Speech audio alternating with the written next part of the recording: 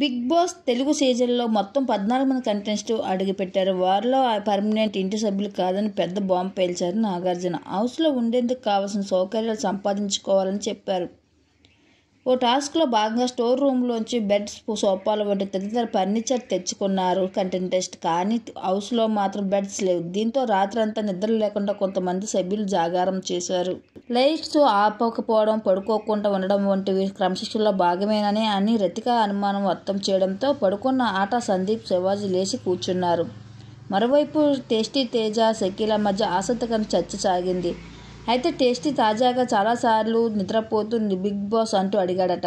దాన్ని గుర్తు చేసుకుంటూ, బిగ్ బాస్ నీకు ఏం గౌరవం ఇచ్చాడు? నిద్ర వస్తుందని నువ్వు అంతలా చెప్పావు కదా. బిగ్ బాస్ ఏం స్పందించలేదు. నువ్వు ఎలా పడుకుంటావు అని షకీల అంది. దాన్ని చాలా ఈజీగా తీసుకున్న తేజ, ఇక్కడ పడుకోవడమే, ఇంత పెద్ద ఇల్లు ఇచ్చారు, ఎక్కడైనా పడుకోవచ్చు, బిగ్ బాస్ ఇచ్చిన ఇల్లు ఇంత ఒకటే ఓ షకీల అని పాట పాడుకుంటూ వచ్చారు తేజ.